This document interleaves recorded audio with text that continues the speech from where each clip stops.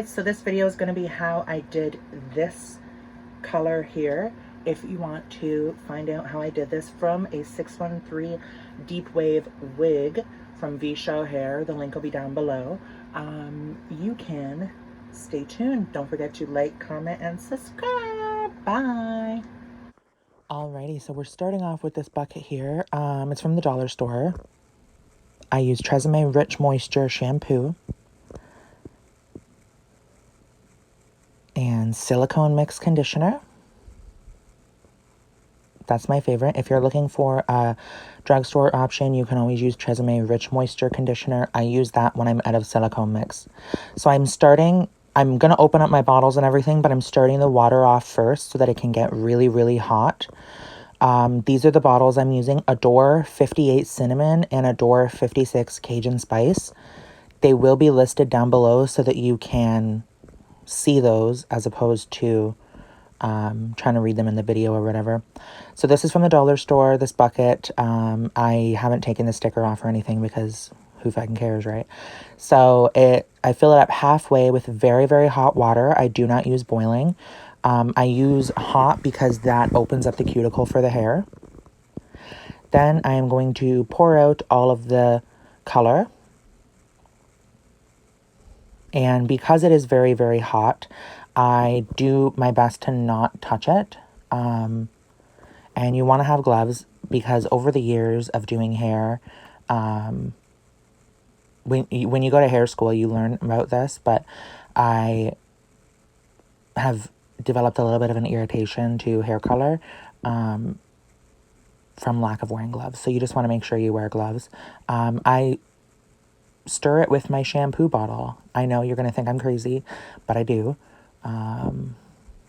It's just easy. I don't know. And that way I don't have to buy like a whisk or anything like that. Then I'm going to go ahead and add in the other color. It doesn't matter which order you put them in. And at some point, I like to fill the bottles up with water, shake them, dump them back in, and then fill it up with water, shake them, and dump them back in again. That's what I'm doing here. Just to make sure I'm getting all of the color out. I think it's called contact dermatitis or something. I can't remember the name of it exactly. But if you touch hair color a lot and don't wear gloves, and I didn't wear gloves when I was shampooing when I worked as a hairstylist. So that's why I think I developed it. I don't have like a severe case of it. It's just, it gets a little irritating and my hands get very, very dry quickly. Anyway, whatever, it doesn't matter. So I am shaking up that other bottle now. And you see how much more color comes out.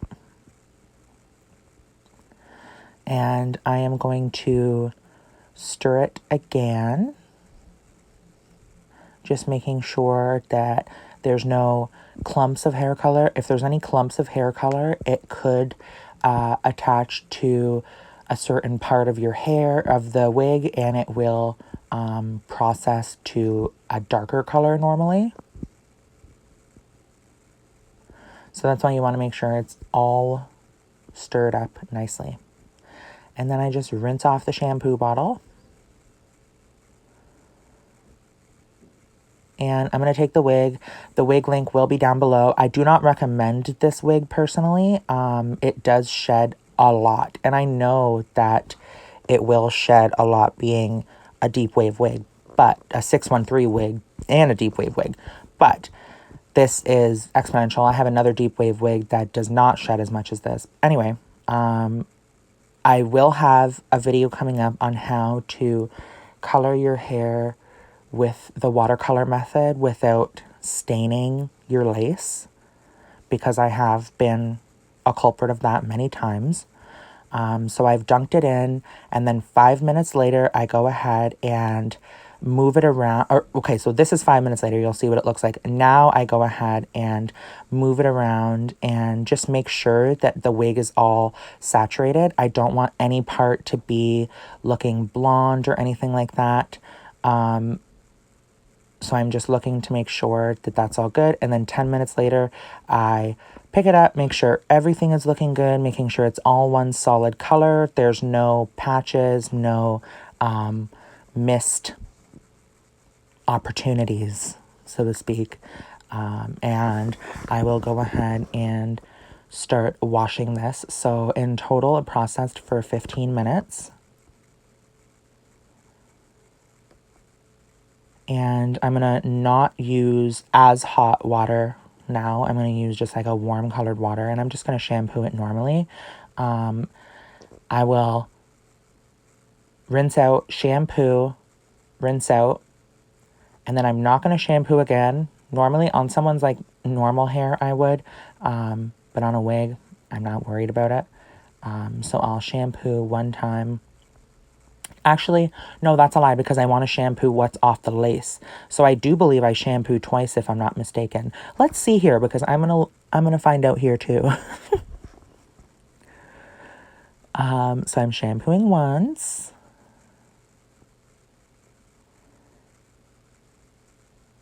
Am I gonna shampoo again?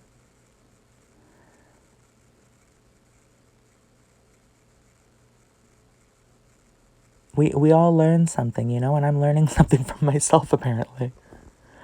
But I want to make sure that all of the shampoo is out of there before I do condition, if I don't shampoo again. And the color does stay pretty well, actually. So I'm just getting that extra water out of there. And, okay, shampooing once. That's what I thought. Okay, perfect.